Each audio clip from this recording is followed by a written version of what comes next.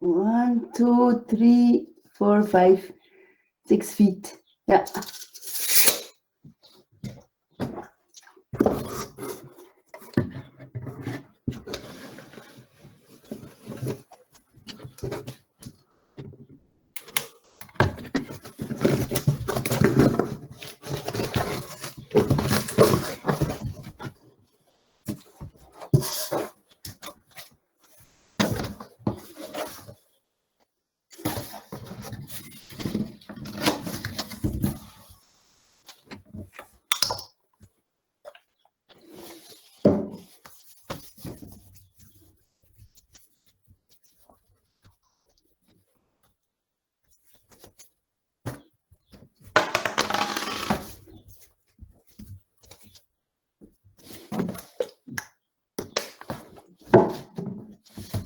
Yeah.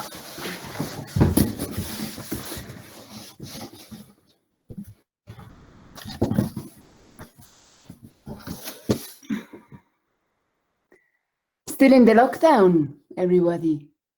May I join?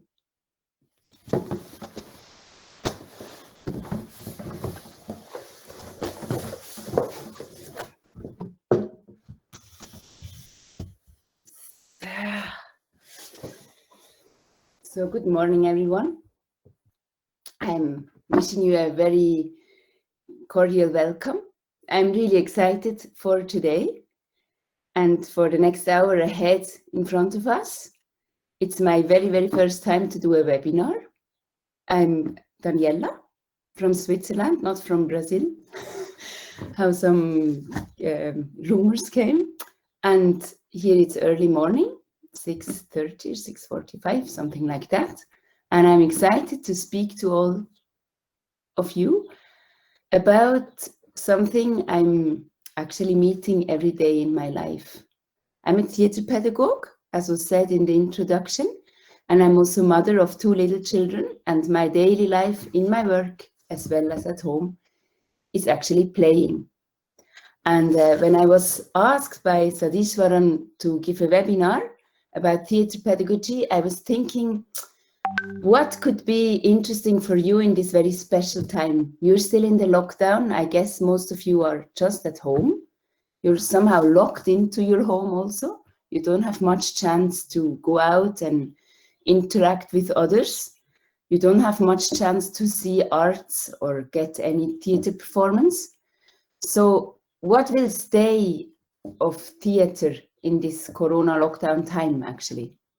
And in German, we say theater playing, or to play theater. So playing and theater, it's always together. So I thought, actually playing can be done anywhere. Yes, it's more fun if you're not alone, but playing is definitely something you can do anywhere, alone, together with someone.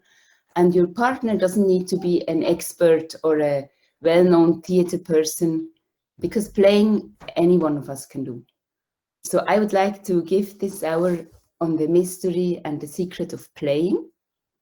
And I would like to interconnect it with my work as a theater pedagogue and hopefully inspire you a bit how you can try out another path if you're working with theater already than what you already know. Or if you're not at all a theater person and you're a school teacher, or you're just curious to learn about the whole thing, you could also just use it as an experiment to try out a bit of something we speak about today. So, to cut a long story short, we start with a game.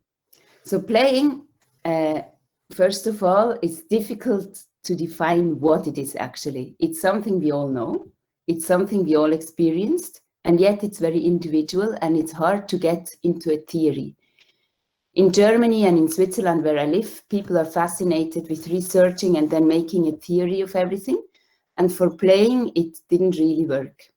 There are different viewpoints on playing. However, there is no such a methodology or such a theory. Yes, that is what it is. But one thing everyone agrees, playing is something which is intrinsic, means it's motivated by yourself to join. And it's something you do voluntarily. You can never force anyone to play, it won't work. And it's not necessarily working towards a goal you want to reach. You just start to involve, and it's also usually accompanied by joy and enjoyment and relaxation, physically and psychologically. So let's see.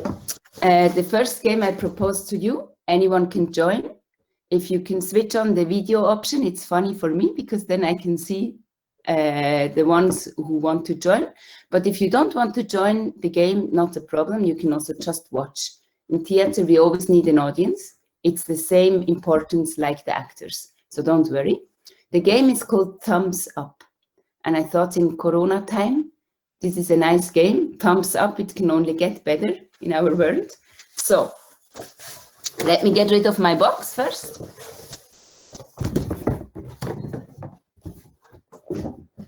I will have to. So the thumbs up basically is a rhythm which you pat your legs. Now it's not possible to see my legs. Let me do like that. Yeah. Can anyone see? Yeah. 1 second. I have to do this right. So suppose here are my legs, and then I do a movement with my thumbs.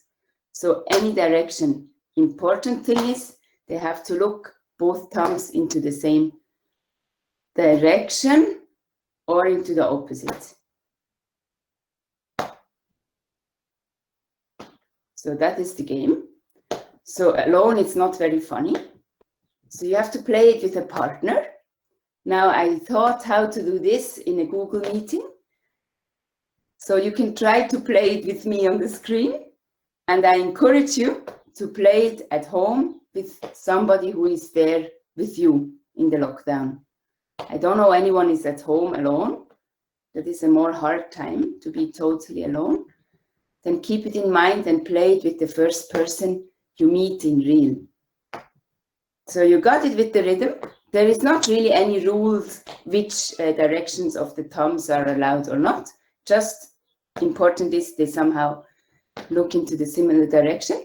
Now, if you do like that and your partner does the same, and you end up that your thumbs actually look into the same direction. For example, mine are up, and suppose yours are also up. So the next interval, you don't do again the thumbs, you clap each other's hand. Or in Corona, maybe that is a dangerous one. I thought you can also do the Corona special edition, which would be crazy. And then you continue the game. Again, the thumbs, oh, some of you have the same direction like me, so the next interval will be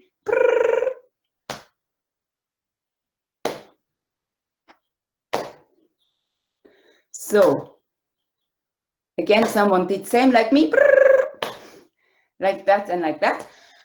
So if you get what it is about, you can speed up the rhythm and then it's more funny.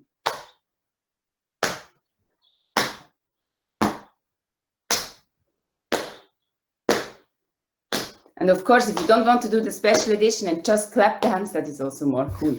You got it? So let's again one more time, then we continue. Ready? And cool, you switched on your screens. Yes, nice.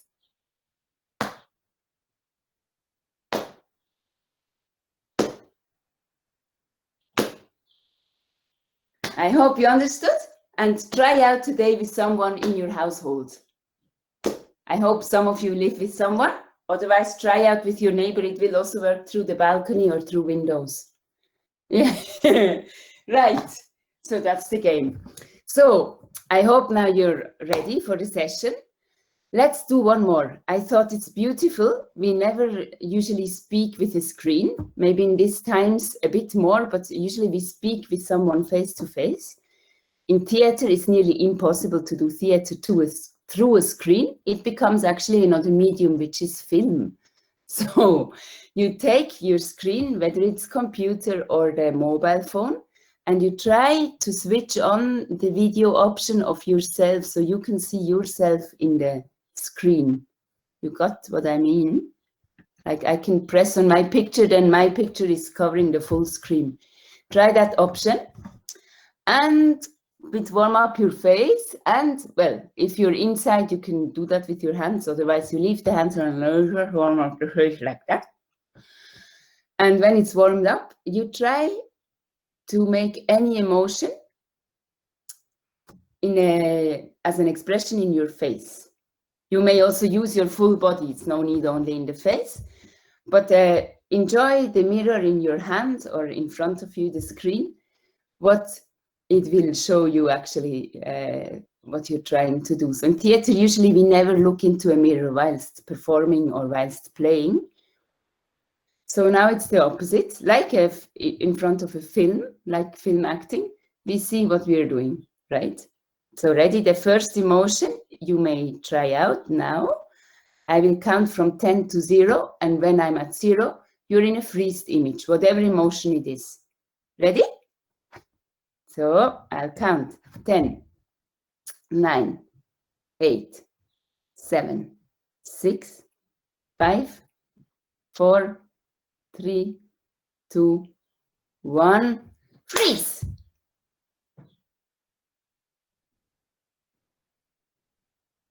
Very good. New one? Ready? Another emotion.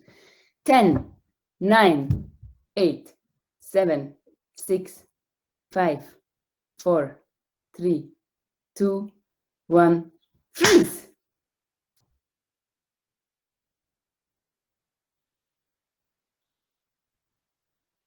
Another one, very nice.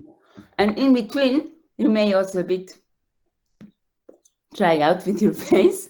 10, 9, 8, 7, 6, 5, 4, 3, 2, 1, freeze!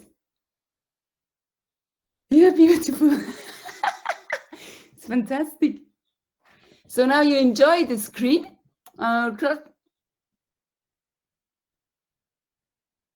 Try to play with it a bit, and in between catch a glimpse of what the others are doing, because it's very funny.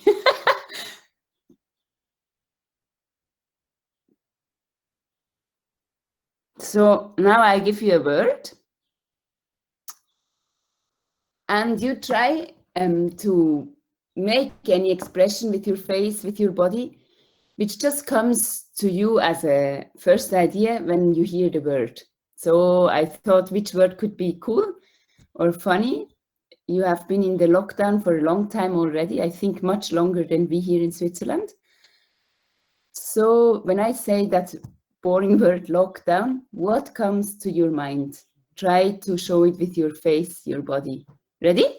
So lockdown is the first picture. 10, 9, 8, 7, 6, 5, 4, 3, 2, 1, freeze. Yeah, beautiful.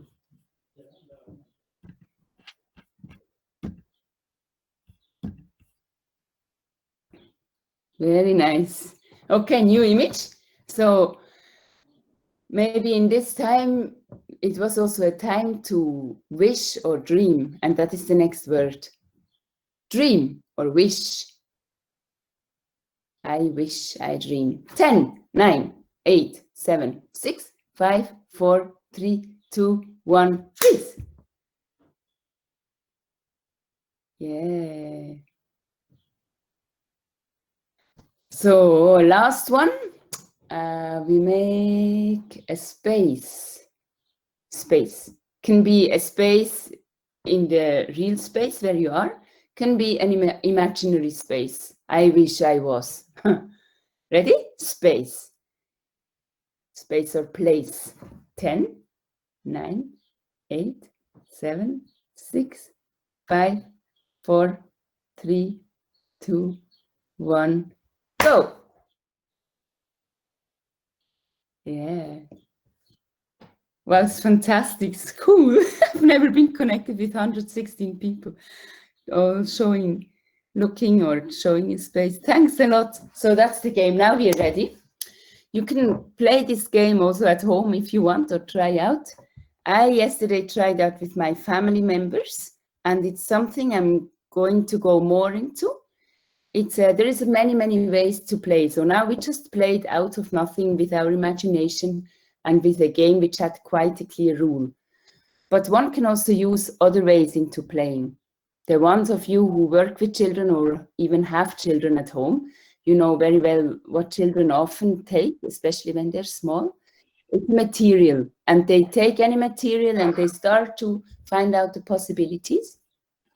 So I'm going to talk a bit today how in theater pedagogy we use the methods, the approaches of playing with material, and how to lead the group, the children, into an artistic process through playing, and then what we make of the stuff we see and we get actually. So how we make a collage for maybe a performance or a work presentation out of all these improvisations with material.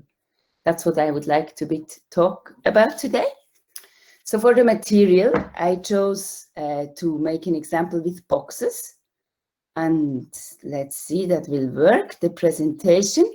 I first give you a small input of what I tried yesterday. I thought in lockdown, you don't have lots of chances to go out and look for a cool material you would like to play with. You have to take what you have at home. In Switzerland, we're lucky. We have usually a lot of stuff at home, like a lot of stuff also you don't want to keep really. Like, for example, boxes. We have a lot of cardboard boxes. And I took them yesterday, gave them to my husband, my son, and my mother.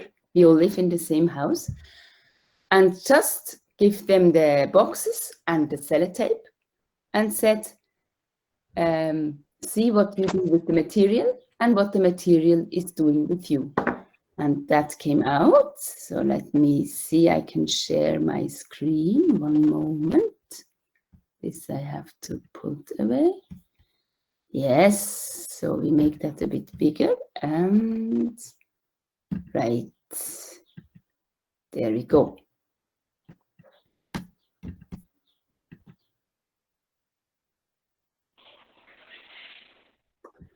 So where is it now?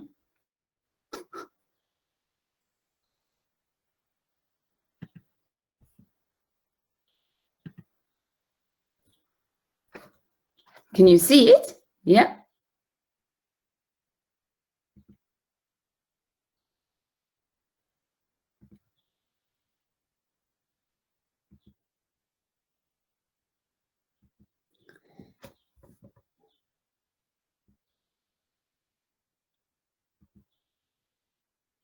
So by playing with the material,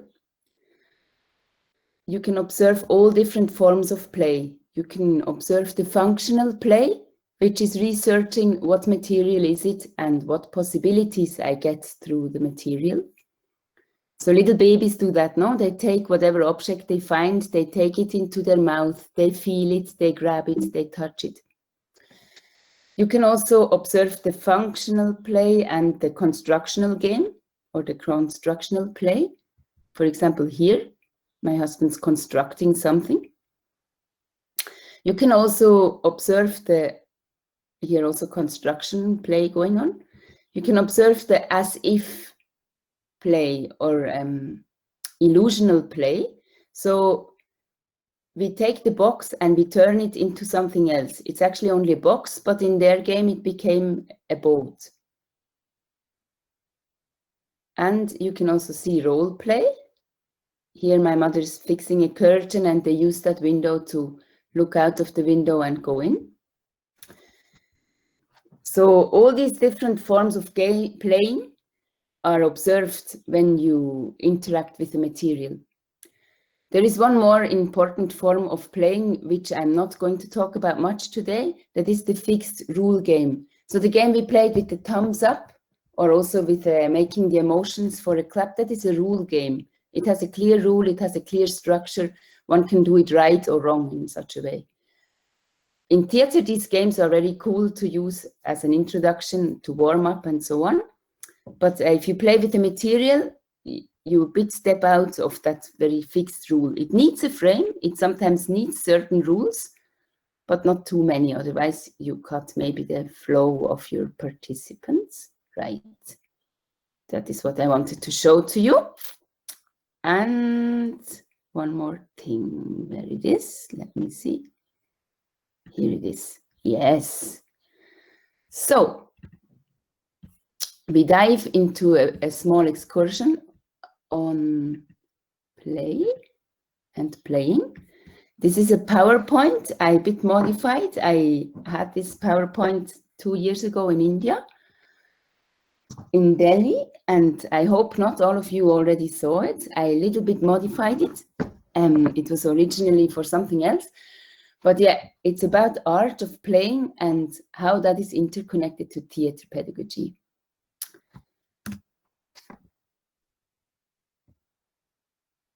So actually, I talked already about playing. Maybe a brief introduction or brief explanation about theater pedagogy, what it is actually. So theater pedagogy is a strange word because it's actually a German word, which is more or less taken into English. And I found out whilst being in India, it doesn't really exist all over the world, even though people are doing it all over the world. But theater pedagogy here is classified as a special form of theater. It means me as a theater pedagogue, I work with all people who have an interest or a curiosity towards playing theater. Sometimes also they're forced because their teacher in the school decided we do a theater project. The big thing is I'm like a mediator between the art form of theater and between the community. So I'm working basically with the community who is not naturally anyway in the theater. So I'm not working with actors, for example, and I'm also not staging big plays. And I'm also not working much with the audience in a theater performance. I'm really working with people just out in my surrounding. Me personally, I work mainly with children, school children, primary school children, kindergarten school children. But I could also work with adults if I would like to. And I say the mediator between arts and the community. So I always use the process of the group to create a theater performance or to create a theater process.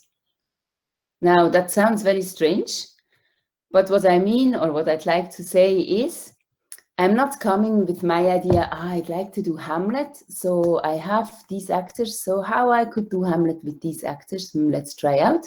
I first come to my actors, I start to play with them, and I see what ideas, what improvisations, what questions they come up with. And of the material, of the raw stuff, so-called, they give through their improvisations, I try to find a common topic or a common statement we want to say in the performance, actually. I try to find a story which will link the things, and sometimes we make our own story. But the difference to a director is I'm not already coming with an idea in my mind and how I could implement it with my actors. I first see what are the actors doing in the process. Then I decide what we're going to do with this process, how we can actually transform it into a performance. Or I say, hey, this doesn't need to be a performance. It's a work in progress presentation. It's an interactive walk through different rooms, and in every room something is happening. Or I say, hey, this is not at all for an audience. We just stay with the process, but we explore more. I hope you understood what I mean. That is anyway a bit my work. So the pictures you will see are taken in some workshops, in classes, in holiday camps. I worked as a theater pedagogue, and I used in these ones where I'm showing you the pictures, the material as a pathway into theater. So here I use the boxes, and our exploration in this morning today will be a bit playing as a process of theater pedagogy. I just talked a bit about theater pedagogy and what it is. Aesthetic explorations will be the next step. Using play to wonder about the world and myself. Exploration of a material and interconnected to that aesthetic research and theater pedagogy. I may add, theater pedagogy is one way to go into aesthetic research. Of course, that will connect with all art forms, and aesthetic research can also go more broad. So it's actually a way how to look at the world, how to see the world, and you can interconnect it with whatever subject you're teaching, whatever work field you're busy in, whatever life reality you have. And I a little bit want to go into performance, so you can see, so they improvise with the boxes and the stuff, but how you make a scene out of that. I will show you two examples of two performances for very young children, which are on the borderline of performing arts, more than theater as a classical theater performance. And maybe you can interconnect yourself a bit, how you can transform processes of playing with the material into a performance. Right, that is what we are doing today. What is playing? I already a bit spoke about it. But yes, the German people being a bit crazy about trying to understand everything by theory, they try to fix play into certain criteria. And as I said before, they couldn't really find certain criteria which are always true for playing. But they all agreed that play is something which is voluntarily chosen. And I think if you work with theater, that is the most important factor. That people, your actors, whatever they do, they have to do it voluntarily. Yeah, that is a contradiction itself. They have to do it voluntarily. Actually, they don't have to do it. They should do it voluntarily. So in my theater class, I always have children who don't want to participate, to say, this is not for me, or hey, boxes, sellotape, what should that be? So I always let them. I never force them, because you can't force anyone to play. By playing, I'm curious to find out who are you and how do you see the world. And if you don't want to play, there is also a reason behind that, and I let you. Now, what is playing? Matthias Neutert, who used to talk about polyaesthetics, didn't even know that word exists, polyaesthetics. He said, playing is creating an own reality. It's the reality of possibilities. You understood? I say again, playing is creating an own reality. It's the reality of possibilities. And for me, that is the most beautiful thing when I think about playing. I remember in my childhood when we played, everything was possible.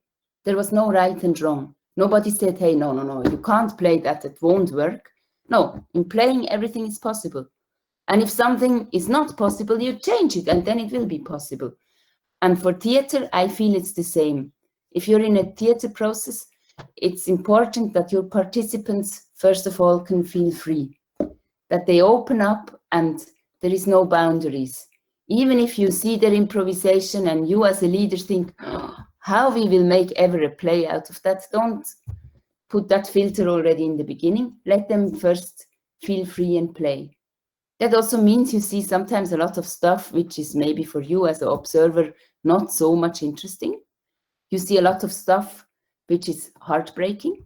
You see a lot of stuff which is really amazing, and you think, wow, how I could repeat this moment.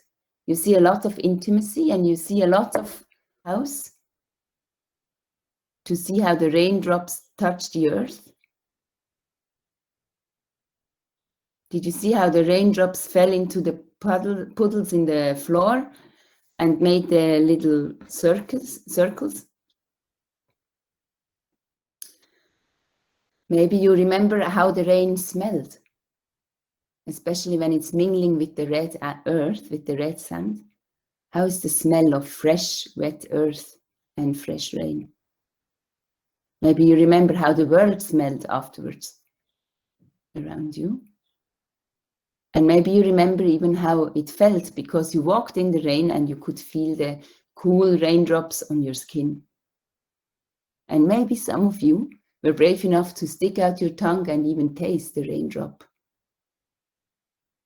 So if you remember, the rain already made an impact on you. So you had a perception whilst it was raining, and you already can reflect about it. You can remember, and the feelings, the sensations of that time are again in your heart and in your mind.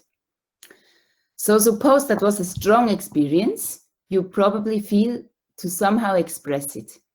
So if you're a child, maybe you will just paint a picture of you dancing in the rain.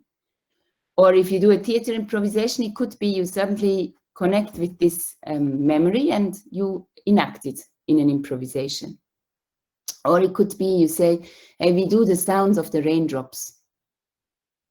So on and so on. So suppose you do that, that already leads to an aesthetic experience. So first you had your perception, then it made an impact, and that followed into an experience. That is what is aesthetic learning, or what we call aesthetic learning. So that sounds a bit abstract. I think it's important to now have a small game and a small practical input on all this theory.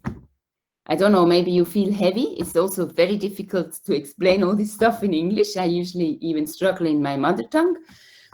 But so the game is, wherever you are, try to find any object near to you. I give you 2 minutes to find an object.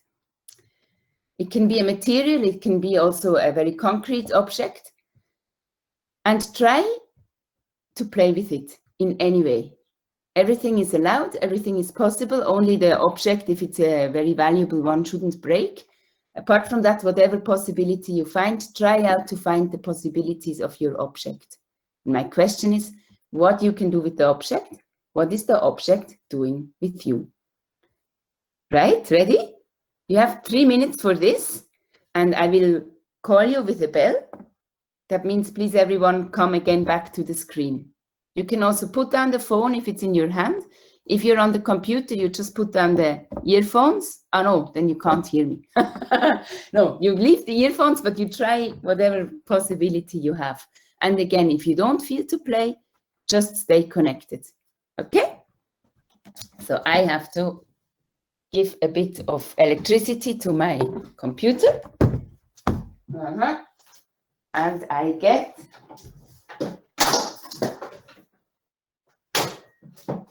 my object.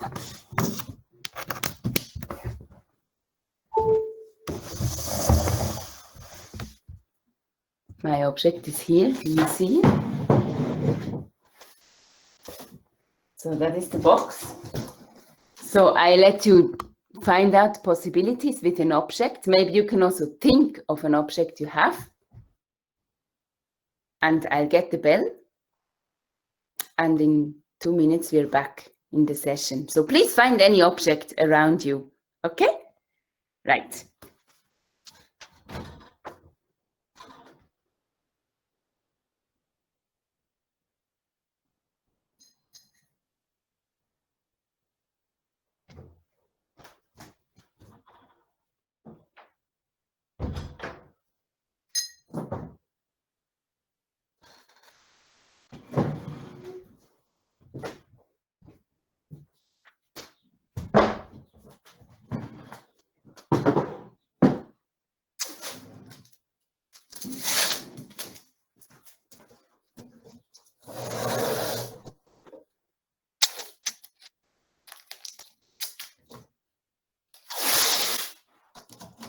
you already found out yourself, you can use the object as what it is.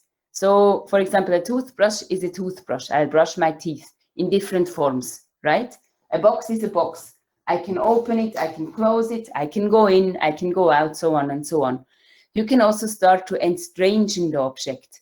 So that means the object transforms into something else. So maybe suddenly my box becomes my lover. Or, I don't know, maybe it becomes my enemy. Formula for that, she called it X is X doesn't equal X. So again, X equals X doesn't equal X. That means an object is not an object. Means a toothbrush is a toothbrush is not a toothbrush. A box is not a box.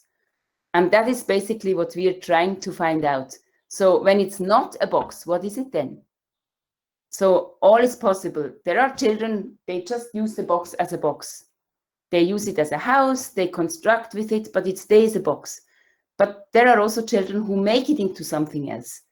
And that is a really interesting process to observe. And again, it's not a comparison. Both is right and both has its own way to be. So,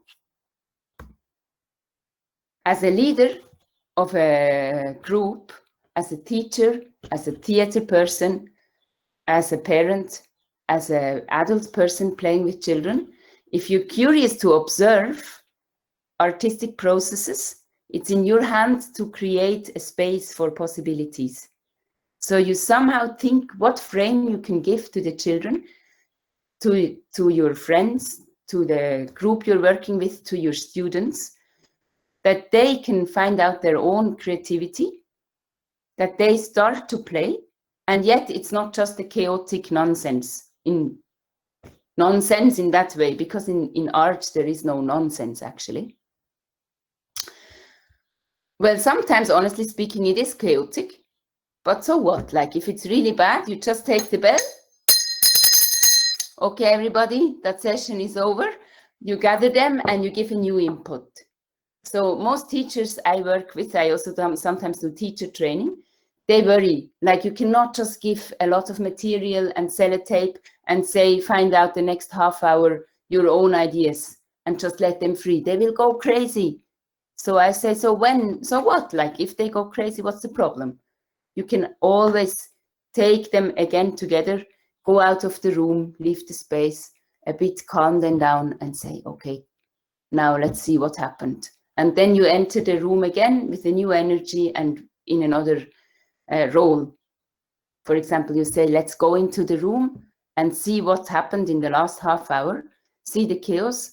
We behave like people who are walking in an exhibition. So we just walk in the space and use it as if it would be a museum of modern art, for example. Now, it could be you say, well, the children I work with, they've never been to a museum of modern art. You think of something else.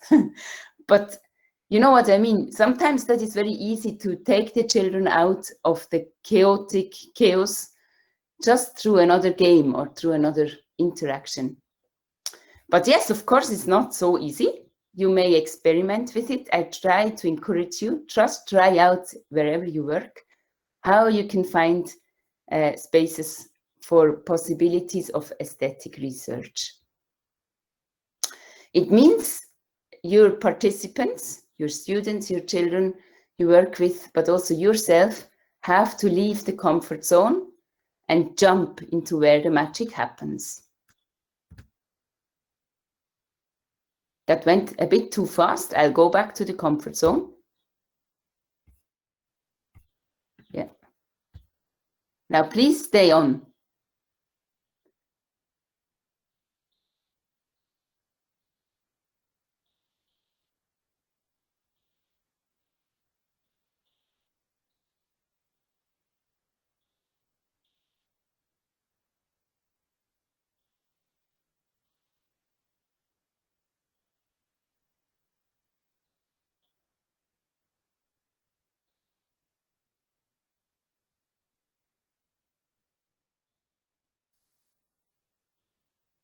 We're starting a journey together. We don't know yet where it will lead us to.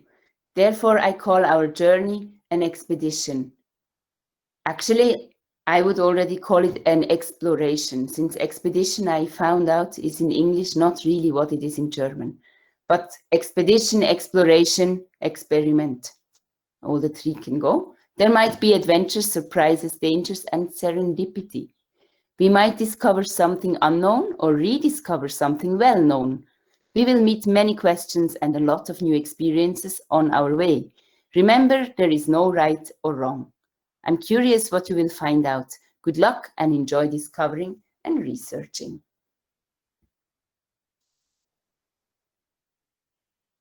So you take your object, if you still have it near to you, and in 1 minute,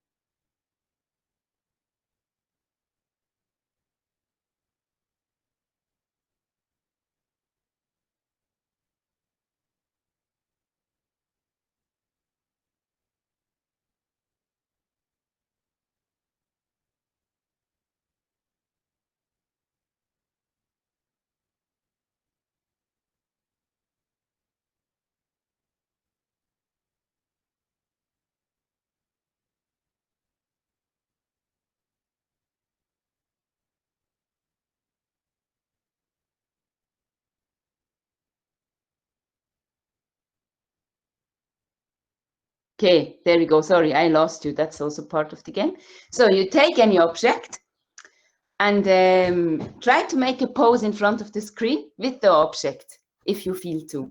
And the others can see what you're doing. Okay. Ready? You can also experiment a bit, and if you feel now I found my pose, you keep it as a still image.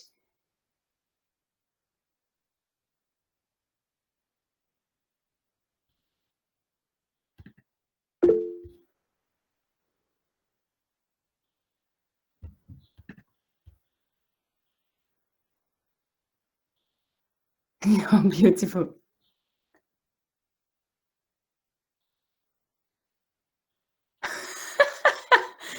Yeah, great.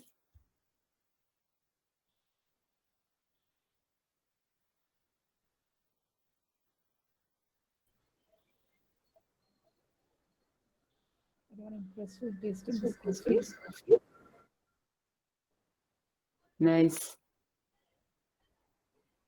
So I don't have you in real, otherwise we would now go a bit more longer in this and more deep. Maybe you can try out yourself at home if you feel to.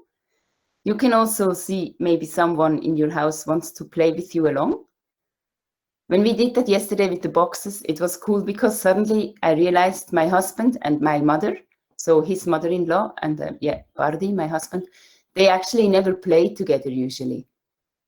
With Nahum, our son, they play, but all the three of them, usually they don't play together. So the material and this webinar made it possible that they found out something new. So who knows, maybe you feel inspired to play at home with someone. Just pick an object, fix somewhere a space where you want to play, and explore the possibilities. So you can put down your object, and I'll finish up this presentation here. When you are playing, and especially when you're an observer of playing, you can observe a lot of beautiful things. And it's for me usually the moments of theater which I love the most, much more than later coming towards a performance and so on. I love the first meetings where my participants just play. And I do not much, I just give them material, I give them a time frame, and I give them a space where they can play. And I'm very attentive. Suppose there is strong conflicts, maybe I have to interfere a bit, but I really try not to. I try that they can somehow solve it themselves. I just have to be careful nobody is hurt, and somehow they can really involve into deep play. So if it's too wild or too chaotic, sometimes that will stop to go further into really deep play. So as an observer, you can observe moments of surprise, play flow, when they really forget everything and they're just in the play. Focus and presence at its best. I mean, that much focus, that much present, like in a deep play, you're never somewhere else.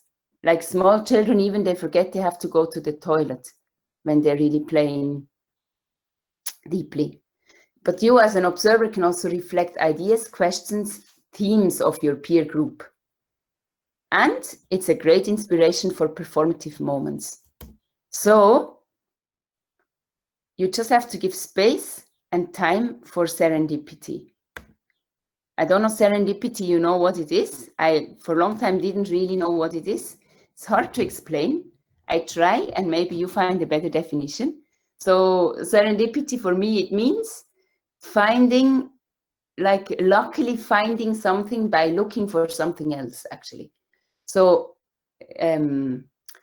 for example, India was first connected with the Western world from a Western point of view. Maybe it's totally wrong. Maybe India, first of all, discovered Europe. That is very possible. But in Europe, we are taught India was discovered. I mean, it's stupid. It's not discovered. It was already there. But Mr. Columbus went to India. I think it was Columbus. And he thought it's America. No, it's opposite. He wanted to go to India, but he went by accident to America, like that it is. Sorry for my great confusion in history. So he wanted to go to India and he sailed to America. And that's why he gave the people living there the name Indians, which is, from his point of view, he thought he ended where he wanted to go, but he ended up in the total different direction in the world. Yeah, in his point of view, it's a lucky coincidence. I'm not sure it's a lucky coincidence for the people living there already. But however, that is a serendipity. So he looked for India and he found out there is another continent. So in theater, it's, thank God, less colonialistic. It's, I try to find out something and I suddenly end up somewhere totally different than I planned. Now I can decide, no, I don't want to go somewhere totally different. I'll stick to my plan, but then that wouldn't be serendipity. But if I give space to that unplanned which came along, and I try to explore what is it actually, I might find a really lucky, beautiful moment that I can extend and it will become my performance. Maybe some of you working in arts, you know that very well. You start with an idea and finally what is the output of the idea, what is your artwork, is not at all the first idea actually, because you just traveled with the flow. Or you want to go to see the Taj Mahal, but somehow you end up in a total small village, which is not much well known, and you make a beautiful connection with the local community and spend a great time there, and the Taj Mahal you finally never visited. That is serendipity. You didn't plan initially to go to the village. You wanted to see the Taj Mahal, but you were ready to go with the flow wherever life brought you. So I think in theater and in arts, it's an important point, serendipity. And working with children, it's a very important point, because usually they will never stick with the first idea I give. I talked a lot here and there. I hope your head and your mind is not going to smoke like a like a overheated machine or something. But now maybe you think, okay, she's talking nice things, but how to do that practically? So first of all, if you try to explore with a material, with a physical material, you may ask yourself what material is possible. Yes, my answer, you know, everything, of course, but I would like to go a bit more detailed. You can use anything which comes along in your life. So I said before, we are lucky. We have a lot of stuff being thrown out here. For example, boxes, paper, plastic. We have a lot of waste in Switzerland that we can gather for free. Because as a theater pedagogue, I usually work with schools. Usually schools never have money. If they have money, they can pay me to come as a theater pedagogue, but that's it then. So the performance, if there is any, I have to make with nearly no funds and no money. And usually they're a bit bad equipped in terms of lighting and in terms of space. So I have to think what is there and how I can use it. And maybe that can help you also for your work. When I was in India, I tried also something with the boxes. And it was funny because we had actually to go to the market in Madurai and buy the boxes. Whilst here in Switzerland, I got them for free. But however, I'm sure you have a lot of ideas what material could be possible. I love material which is very open material. So for example, boxes, they can be used in many, many forms. You can also cut them, you can tear them apart, no problem. I think also big paper is great. I often use sellotape. Well, that is not great for the environment, but I'm thinking in terms of what we are wasting in bigger levels, a little bit of sellotape won't make the world much worse. But yeah, maybe you have also other ideas than sellotape. Cloth, cotton can be beautiful, or any cloth. Plastic, it can be a beautiful material to play with.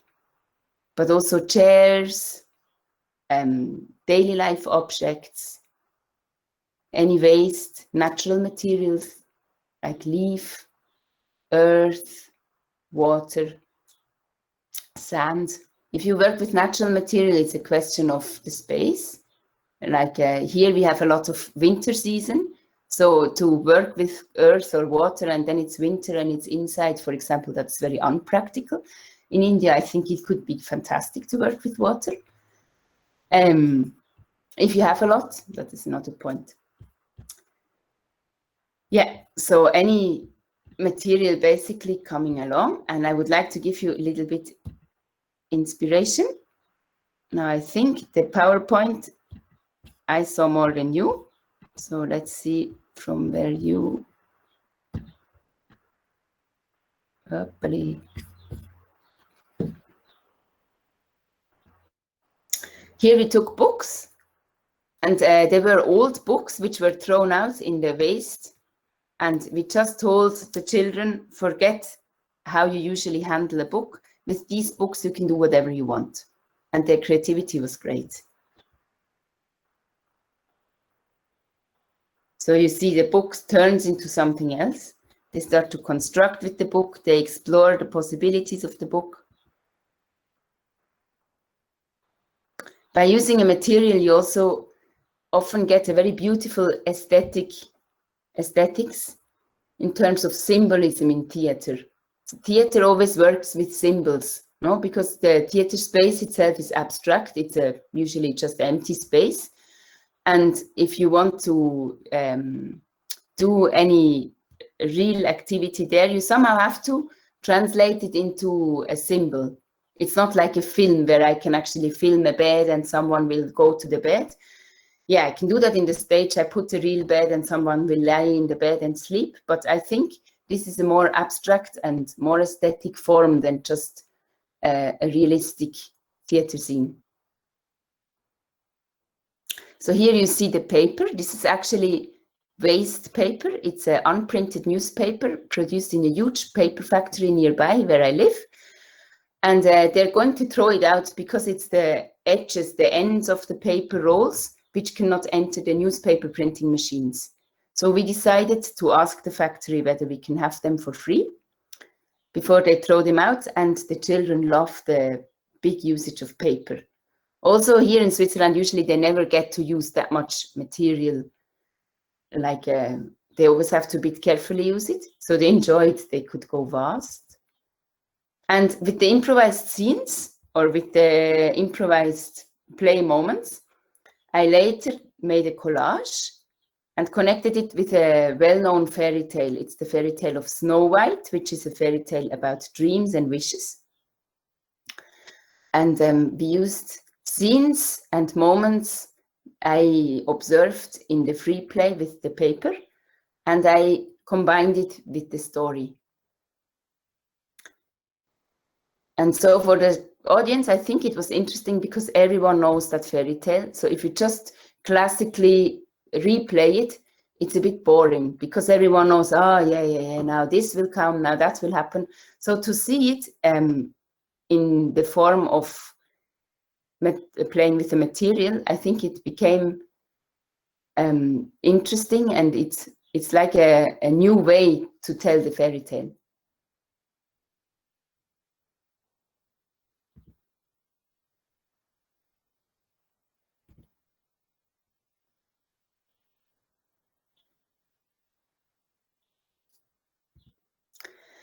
So I want to use a few words about performance, or a few impressions about performance. I said before I would like to show you 2 trailers. They're not of mine. They're from 2 different theater groups. First one is of a theater group from Germany.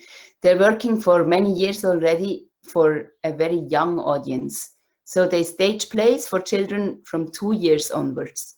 Now, a 2-year-old won't sit 1 hour like you now in the computer and listen carefully. Like, they just either get into the concentration and watch, or they walk away. And they won't follow along a story or so on. So it has to be something which catches their attention immediately. And it's usually a performance of sensation. Let me give you an example. So the material becomes like our own personality, actually. And again, transformation of the object. So let me end this presentation with a small film. Opala, where it went. Ah, yes. This is a film, a trailer from a puppet player from Switzerland. She worked with flour. And before I show you the trailer, I would like to tell a small story. Yesterday, I made a pizza with my son, and he had the flour spread all over the place. Like, I bit concentrated on other stuff, and when I looked at him, the flour for the dough, to make the dough for the pizza, like a chapati flour, kind of, was not only in the bowl and on the table, but also on the floor, mainly on his trousers, in his face, everywhere. And I was going to say, oh, my son, what are you doing? You're wasting the flour. And then I remembered this performance I'm going to show you. And I thought, wait a moment. It's somehow exploring the material. It's exploration. You may call it performing arts or whatever. It's somehow an artistic flow moment. Why I stop it? That much flour also he didn't use. And I encourage others to do. Why not? I let my son play. So it's really to discover moments in your daily life, at home, in your work, where you see, oh, this is a moment where now it could be possible. So let me show you the video.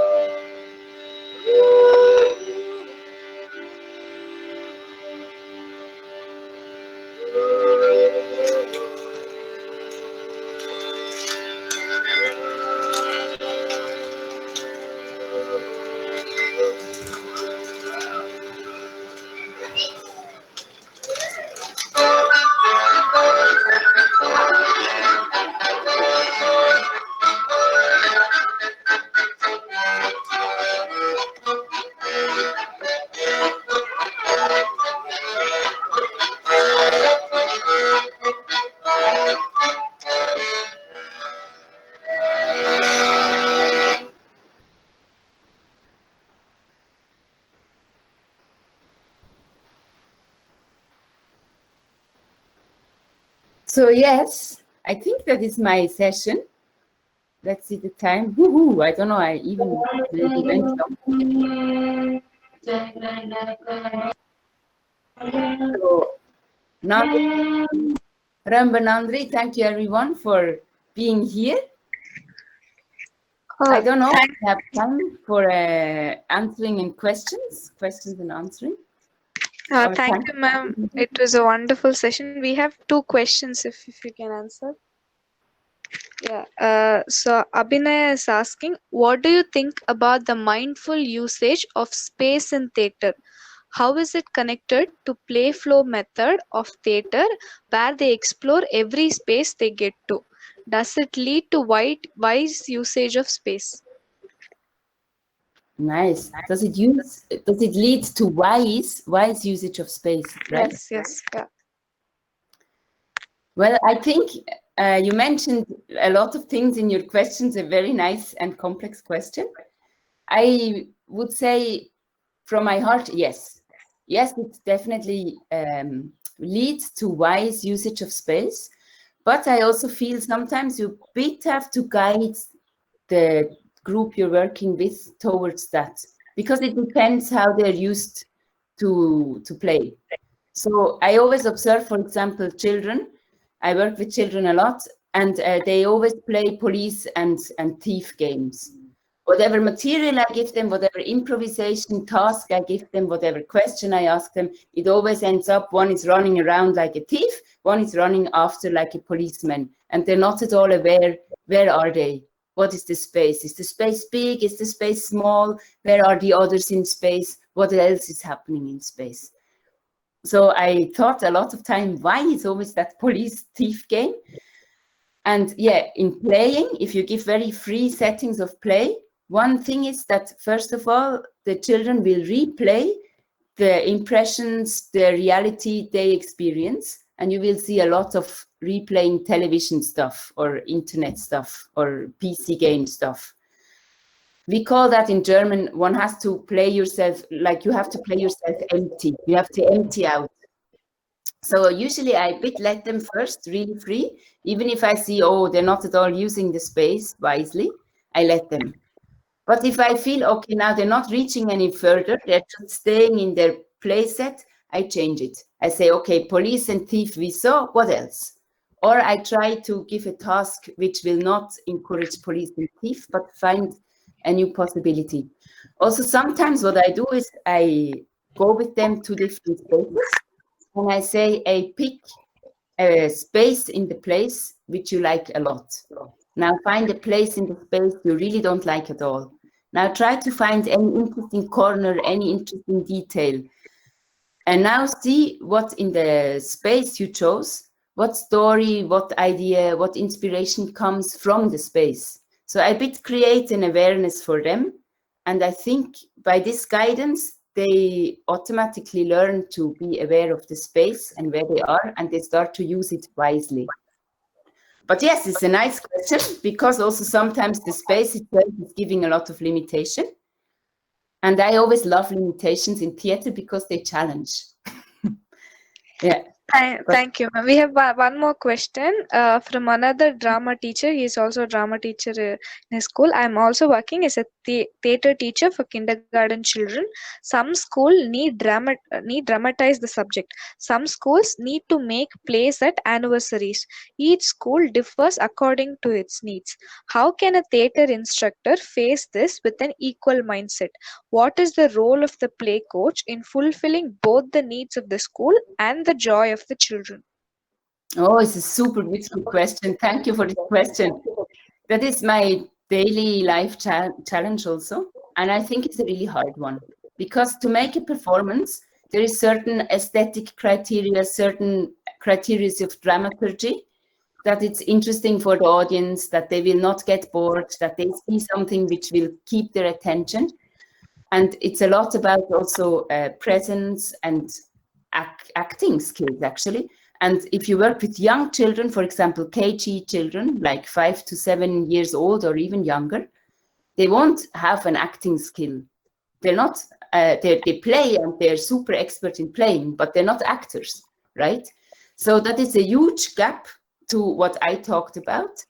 And I know it's a reality, you have to fulfill both. So my simple advice would be try to find a longer time slot if you have.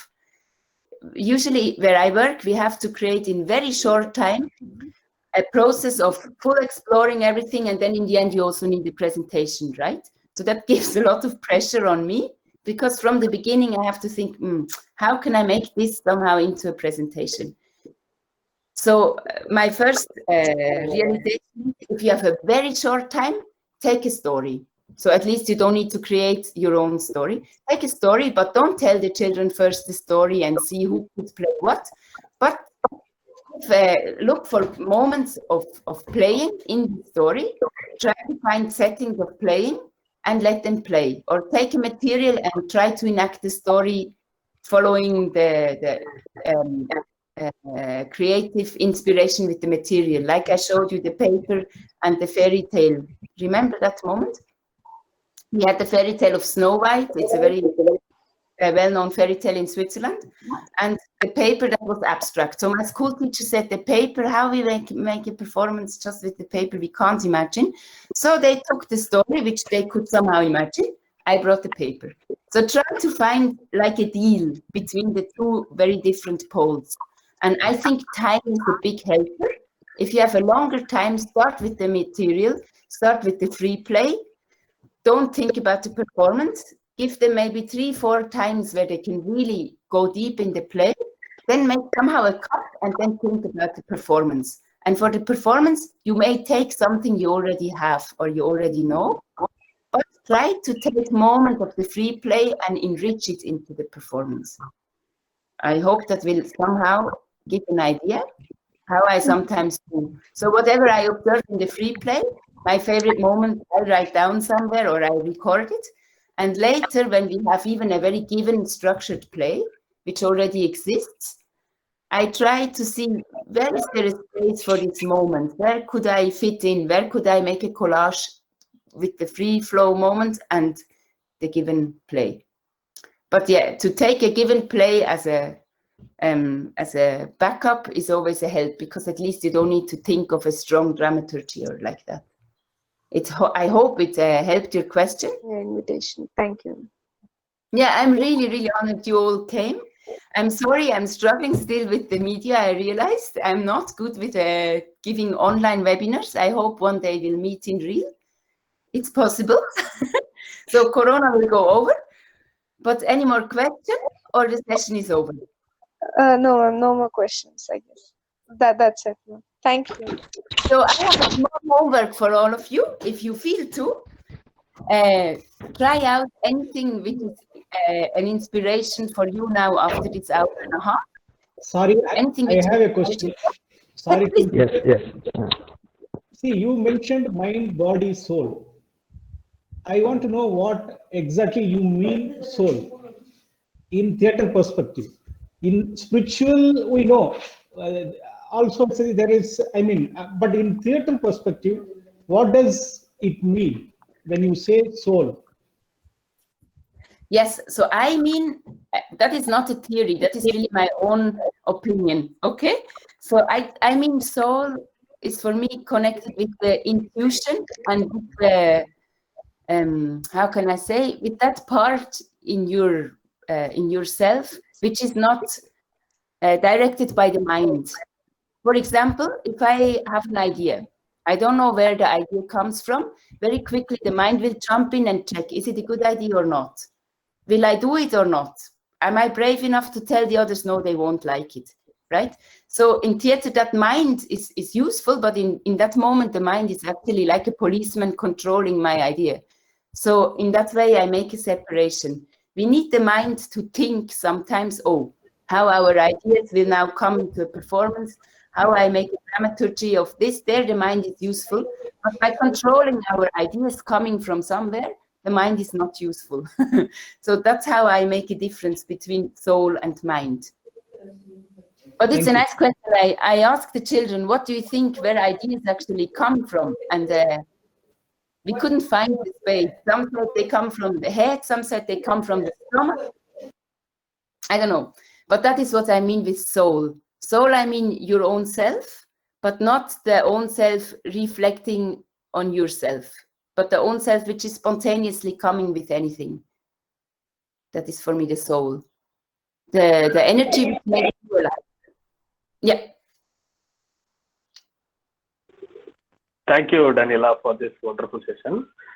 So many of our friends appreciated your session because it was so informative and practical, and you took so much effort to come online in this time. And thank you so much to Bharadiana also. So say hi from our side to him. I will say. So we always. Yeah. Yeah. So one small homework I may Yeah, give. so and thank you from our, yeah, please. Yeah. Sure. Please, you can. So you're telling the homework now? Yes. Yeah. Yes. So Yes, the please. homework would be whatever inspired you after this 1.5 hour now of the session. Maybe you try it out at home with the given space and the given possibilities you have in the lockdown. I think for me, the lockdown, what is interesting is usually you're not alone in the house, right? Most of you maybe have a neighbor or family member living with you. So try out something, whether it's the free exploration of something, whether it's making a music improvisation with the objects of daily life or whatever it is, and maybe capture it with a photograph and give the photograph a title, and maybe you could send it to the administration or to me by mail. I don't know what it's for you more comfortable, but that would be a really cool kind of feedback for me to see what this session made in you. You understand my homework? Yeah, sure. Yes. I hope our participants understood.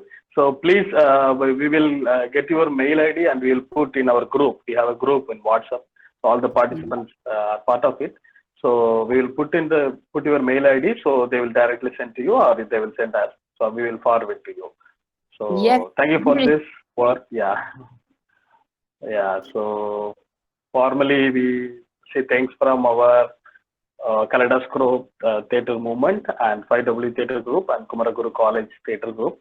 And thank you for all the participants to be patient and listen this and to participate this 1.5 hour.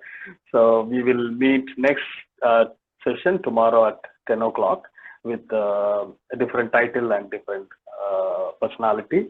So thank you everyone. Thank you Daniela. Thank you all the organizers, and we'll end here. Thank you. Thank you very much everyone.